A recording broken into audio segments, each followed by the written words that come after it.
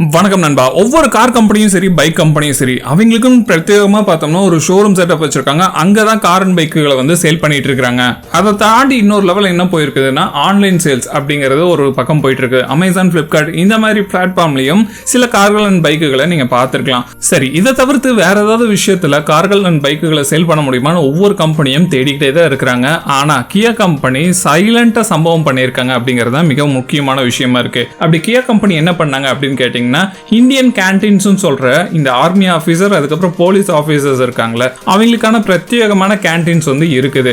வெளியில விற்கிற விலையை விட இந்த கேண்டீன்ஸ்ல பாத்தீங்கன்னா விலை கம்மியா வந்து சேல் பண்ணுவாங்க. 10ல இருந்து 20%, மேக்ஸிமம் 30% வரைக்கும் பிரைஸ் வந்து கம்மியா சேல் பண்ணுவாங்க. இந்த கேண்டீன்ஸ் பத்தி நிறைய பேருக்கு தெரியும். மிலிட்டரி கேண்டீன் அப்படிங்கறத சொல்லுவாங்க. இந்த கேண்டீன்ல பாத்தீங்கன்னா தான் இப்ப கியா கம்பெனி வந்து கான்ட்ராக்ட் வந்து சைன் பண்ணியிருக்காங்க. சோ இந்த அக்ரிமெண்ட் வழியா கியா கம்பெனி என்ன பண்ண போறாங்கன்னா, இந்த மாதிரி கேண்டீன்ஸ்ல கியாவோட கேரன்ஸ், அதுக்கப்புறம் சோனட், செல்டாஸ் இந்த கார்களை சேல் பண்றதுக்கு பிளான் பண்ணிருக்காங்க. சோ இது வழியா பார்த்தோம்னா போலீஸ் அபிஷியல்ஸ், அதுக்கப்புறம் மிலிட்டரி அபிஷியல்ஸ் பாத்தீங்கன்னா கொஞ்சம் விலை கம்மியான கார்கள் வெளியே கம்பேர் பண்ணும்போது கியா ஷோரூம்ல எடுத்தீங்கன்னா பிரைஸ் அதிகமா இருக்கும். அதுவே கேண்டீன்ல எடுக்கும்போது உங்களுக்கு பிரைஸ் கம்மியா கொடுக்கறதுக்கான வாய்ப்புகள் நிறையவே இருக்குது.